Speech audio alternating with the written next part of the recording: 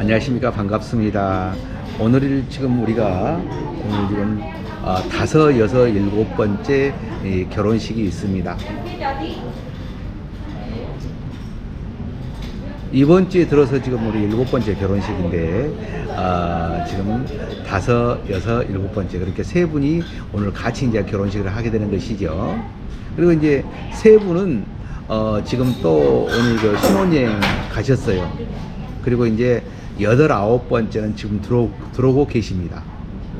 그래서 우리가 이제 이렇게 지금 일곱 분 들어오셔가지고 일곱 분 다 이렇게 매칭에 성공했거든요. 어떤 회사는 이런 회사도 있어요. 베트남에서 이제 하이뽕에서 이제 보게 되면은요. 보통 처음에는 하이뽕으로 들어오시거든요. 하이뽕에 들어왔다가 이렇게 여기서 이제 하다가 못 오면 남부로 가고 이런 회사들이 있습니다. 우리 회사는 그렇게 않고요.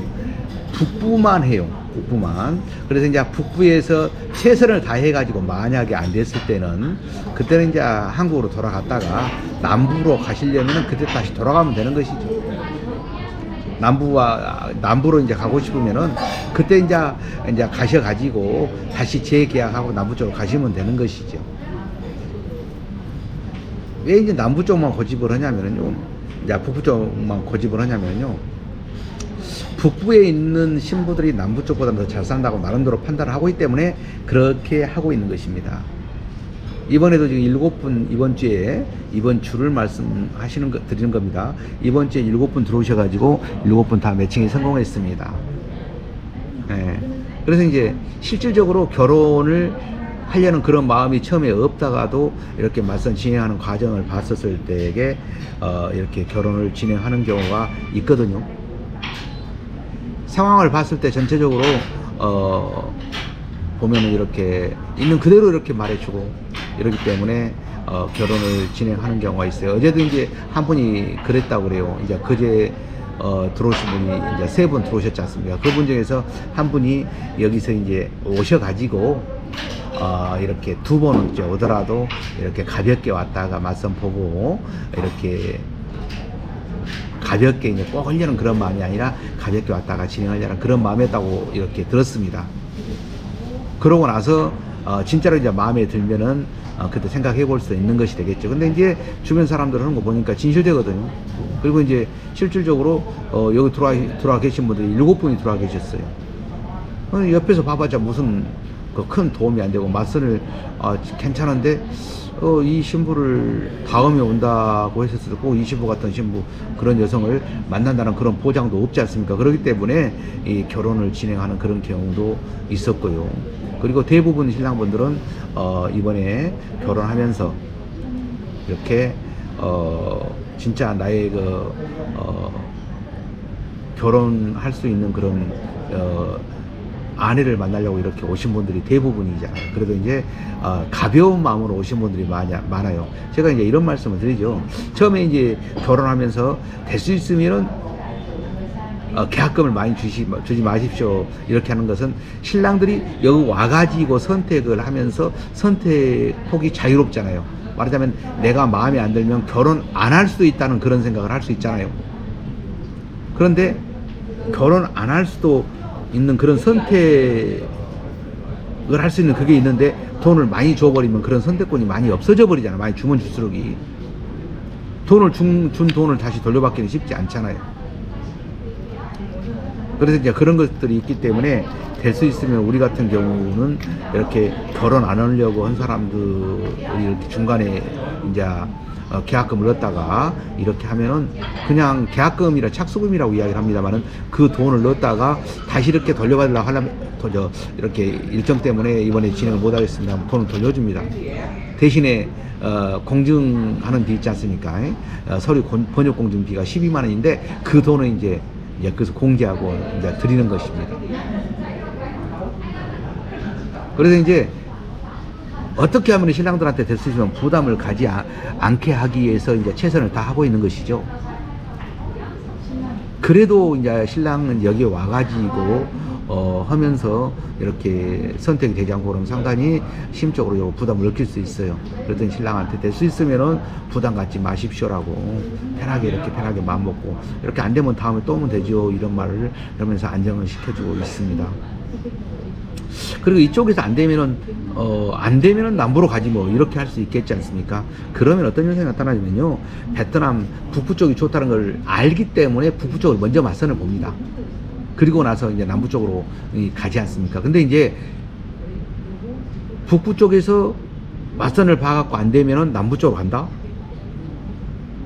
처음부터 남부 쪽으로 가려는 그런 계획이 딱 섰다고 한다면은 그 남부 쪽으로 이렇게 이제 가려는 마음이 딱 정해져 있다고 한다면은 아무래도 더 북쪽에서 이제 맞선을 범위에 있어서 더 신중을 덜 하게 되겠죠. 우리 7명 다 이렇게 7분 다 오셨지 않습니까? 다 맞선에 성공하고 오늘 결혼식을 하고 있지 않습니까? 어제 한 분하고 그제 또 이렇게 2분하고 그 전에 이제 한 분하고 한 분 나가셨고요. 그리고 이제 어제 결혼 한 분하고 오늘 또 3분하고 이렇게 더 차츰차츰 다 하고 있지 않습니까? 9분 다 이렇게 오늘 이제 들어오신 분 이제 2분까지 나 9분 한꺼번에 이렇게 성원 다 시키는 것이죠. 이번에 들어오신 2분은 쉬워요. 왜 그러냐? 업체이기 때문에 쉬운 거예요. 그래서 이렇게 맞선을 이제 보면서 이렇게 우리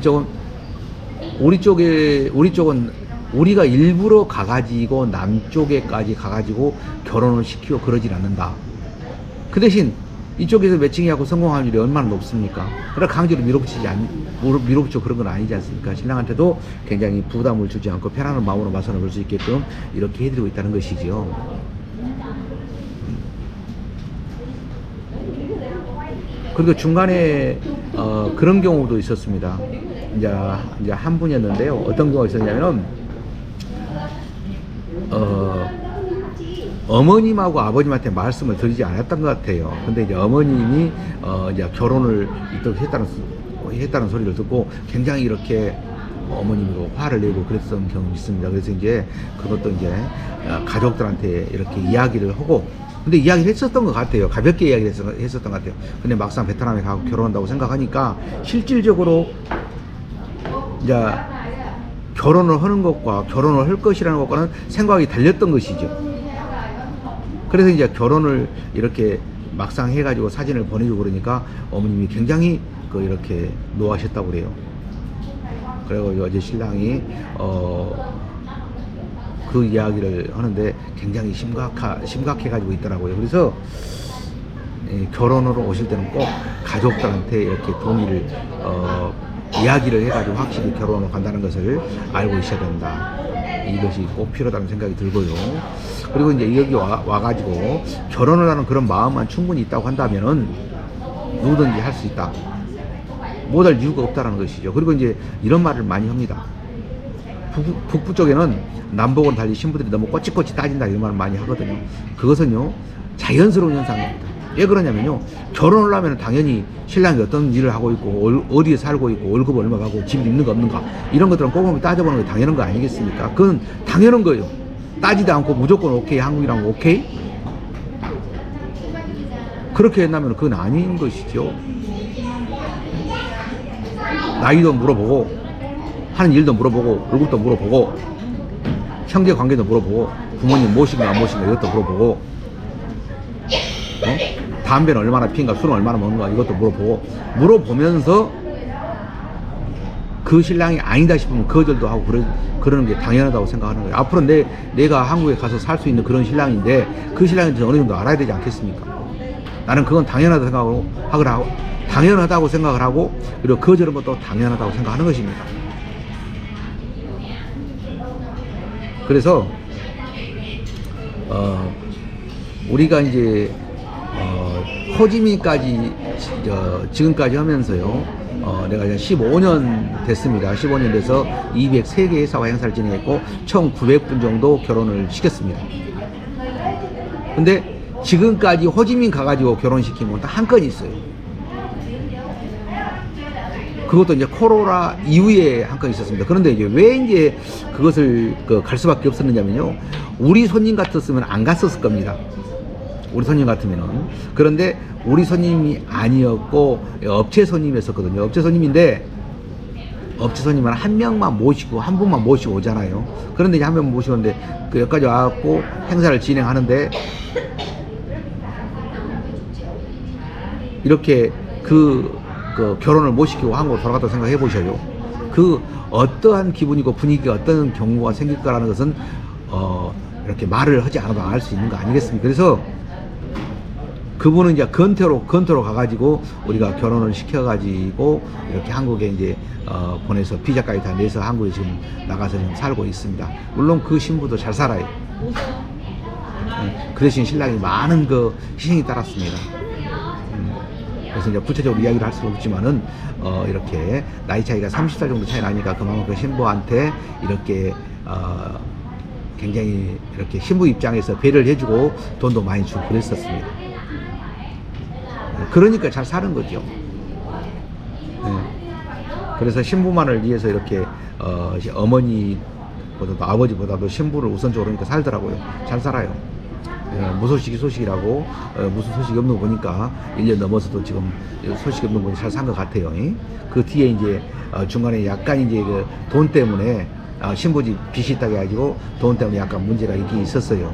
그런데 이제 그것도 신랑이 자기가 감수하겠다고 하면서 이렇게 더 이상 확인도 하지 말아라 해가지고 마무리했던 그런 거 있었습니다. 그런 마음이니까 이제 신부가 살 수 있는 것이죠.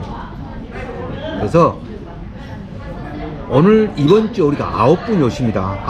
우리가 이제 베트남에서 가장 많이 했을 때가 34분 했죠. 한 달에 9분을 결혼한다고 한다면 36분이 하게 된 거예요. 주간 단위로 한다고 한다면. 그죠? 실제로 굉장히 많은 편에서 가죠. 그래도 이렇게 무리 없이 회사에 소화를 하고 있다. 그리고 이제 세 군데에서 행사를 진행을 해도 지금도 이제 말하자면 지금도 세 군데죠. 오늘도 세 군데입니다. 그러냐면 지금 하노이로 이렇게 네 분이 들어오셔요. 일행까지 해서 4분이 들어오시고 그거 같고요. 그리고 이제 오늘 신혼여행 또 이렇게 6분이 갔죠. 신랑 신부랑 해서. 그리고 이제 거기 한 분이 갔고. 그리고 이제 오늘 결혼식 이 예식장에서 지금 3분이 진행을 하고 있죠. 진행을 하고 있는데 4군, 저 3군데에서 나눠서 이렇게 행사를 진행해도 무리 없이 좀 소화를 하고 있다.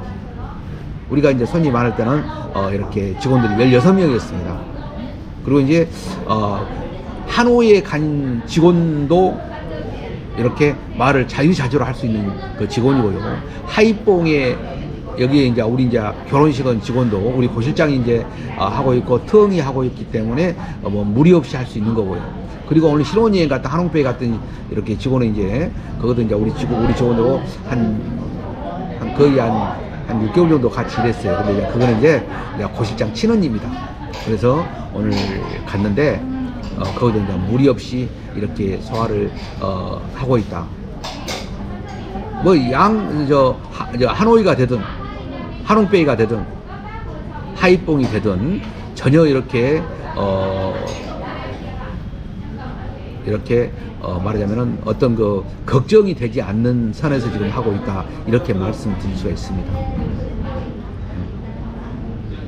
그리고 이제 처음에 이제 이거를 이제 했었을 때 이게 호지민 여기서 안 되면 호지민 쪽으로 가야 되지 않느냐 이런 말씀을 내가 드렸습니다. 우리 원장님한테도 그러고 고시한테 이야기를 했었는데 그때 뭐라고 했냐면은 이쪽에서 안 돼 가지고 굳이 호지민까지 갈 필요는 없다. 네? 여기서 안 되면 거기서 마무리하는 게 좋다라고 이렇게 생각을 했죠. 그래서 여기서 안 되면은 호지민까지 가지 말고 여기서 그 선에서 마무리하자라고 이렇게 해서 이렇게 그때 결론을 봤었습니다. 그래서 우리도 이제 결혼하러 이제 오신 분들이 계시거든요. 그러면은 못 오고 돌아가신 분들이 계셔요. 한국으로. 왜 없겠어요? 이라고.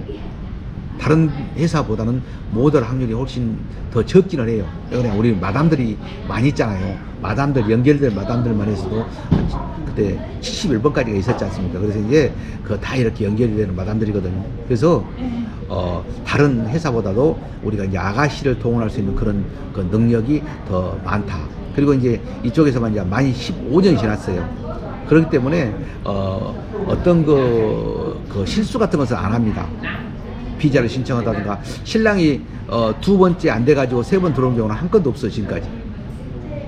처음에는 못 모르고 이렇게 하다가 이제 실수가 나오고 그러면은 한 번 안 들어와도 될 것을 두 번 들어오게 되는 경우도 생기고 그러거든요. 그래서 이제 뭐 전통을 한다고 들어오고 또 혼인신고 한다고 들어오고 그렇게 하는데 여기서 이제 말하자면은 결혼식을 만약에 하잖아요. 그러면 다음에 전통원례 하면서 혼인신고를 동시에 해버립니다. 그리고 이번 같은 경우에 보면은 또 한국어 합격한 신부가 또 2명 있더라고요.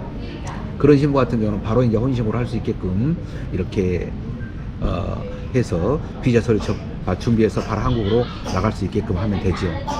그래서 지금 그런 식으로 준비를 하고 있고, 그리고 다른 어느 회사보다도 이렇게 이렇게 시스템적으로, 그리고 직원 이렇게 우리 직원들과 말하자면 수준이라든가, 물론 학교도 마찬가지입니다. 우리가 학교도 갖고 있는지 아시죠? 학교 같은 경우도 지금 우리가 어학당을 지금도 운영을 하고 있습니다. 선생님들이 그냥 선생님들, 한국에서 살다 온 그런 선생님들이 아니라 이 자격을 갖춘 선생님들이에요. 왜 그러냐면 우리는 법무부에서 인간한 그 어학당을 우리가 10년 때 운영을 했었거든요. 근데 이제 2024년 1월 1일부터 그 시험 자체가 없어졌습니다. 시험만 없어지고 어학당은 그대로 있거든요. 그리고 그 어학당에서 다 공부를 하고 있습니다. 그리고 기숙사도 우리가 직접 운영을 하고 있고, 그 어학당에서 다른 이제 다른 회사에서 결혼한 신부들도 와서 공부를 합니다. 그러나 기숙사는 우리 신부들만 우리가 관리를 하고 있는 것이고요. 그래서 오늘 이렇게 우리는 하이퐁에서 이렇게 많은 사람들이 들어와도 무리 없이 매칭을 시키고 있고, 결혼식도 순조롭게 한다는 그런 주제로 오늘 말씀을 드렸습니다. 오늘 함께 해주신 모든 분들한테 감사의 말씀을 드리고요. 다시 찾아뵙겠습니다. 감사합니다.